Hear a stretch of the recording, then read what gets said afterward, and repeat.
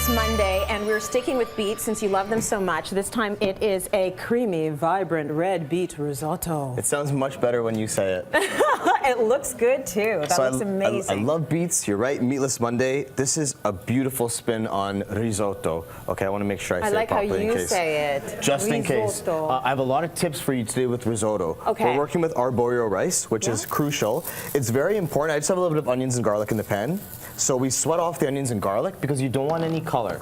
For traditional risotto, you just want to sweat it off. Okay. No color. I'm adding the rice, and this is so we can toast the rice. You might notice that I didn't wash the rice first. If you wash the rice, you're going to remove a lot of the starch from it, and you're not going to get that creaminess that you want, right? So you want it starchy. You want it starchy. When the starch is released from the grain. If there's little weevils in there, you cook those too.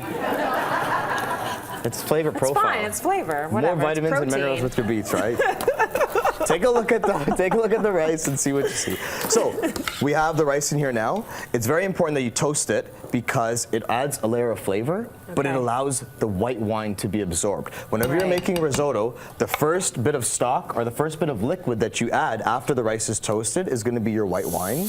And is that for the acid? Is that what you want? Well, what do you want? The white wine, the alcohol is going to reduce. The alcohol is going to evaporate, actually, and it's going to reduce down, and that's going to leave you with a very nice flavor. You can already smell it already. I was enjoying even just the onions. Yeah, so this will give you a really nice flavor, and you want to do this now at the very first so the grains absorb some of that white wine. Got it. So very important is when you are cutting up your beets for this, you save all the peels, and when you save all the peels, add it to your vegetable stock. Yeah. I make a very simple vegetable stock, just about 45 minutes with carrots and onions and just water. Okay. And bay leaf and different things like that. But if you don't want to make your own vegetable, you know I like to make my own stuff. If you don't want to make your own vegetable stock, then you can buy organic vegetable stock.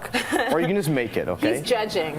Okay, He's judging when you add the peels, I guess. when you add the peels to it, you see this color that you get? It's like it automatically, so it bleeds right into it, and you get this beautiful, beautiful color.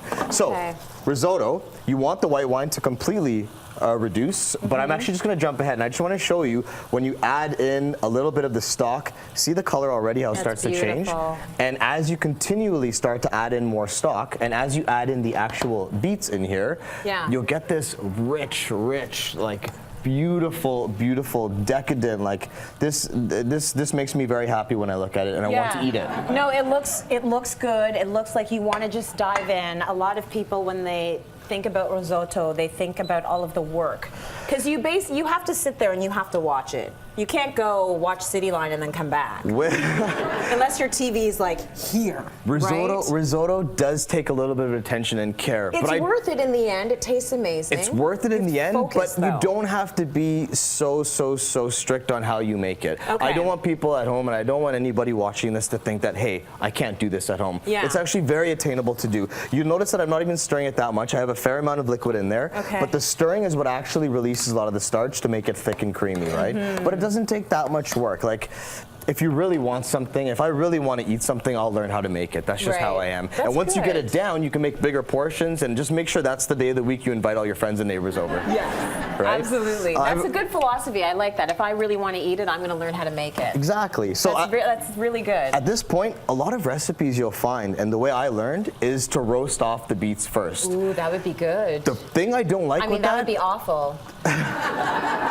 If you want to do it that way, that's cool. But I find this way, it gives the beets a bit more integrity. They hold their shape a bit better. Because by the time the risotto is cooked, it'll be another 12, 13 minutes from now. Yeah. I find I like it this way more. And the color sometimes changes in the oven too, and it bleeds out a lot. Right. I want all of that color to leak out into this risotto that I'm making here, right? Okay. And that's what we get. I'm all about color, and like that's the color that you want to get at home. And if you follow the recipe on Cityline, you will be able to make it. So as this cooks, what we're going to do is we're going to add a little bit more stock. I have a really cool tip for you too. All right. I'm all about the tips today. I don't know what's going on. I like it, but that's what our viewers want. They want to know share mode or something, all the things that are going to make it a little bit easier. Exactly. This one is a little bit tricky, but this is the correct way to chop an onion, because I always get asked how to cut an onion.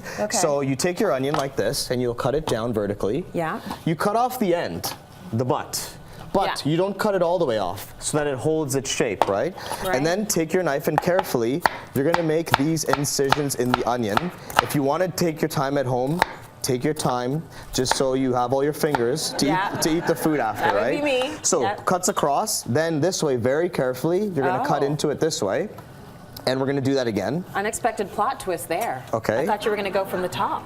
No, and then from here, keep all these little bits, that's fine. Then when you go ahead and you cut across, you see how you have your nice chopped onion there. Yeah. Now, if you want them thicker, you go thicker and wider. If you want them smaller, you can go smaller. All right, cool. So this is really, really cool. So this is, at this point, a waiting game.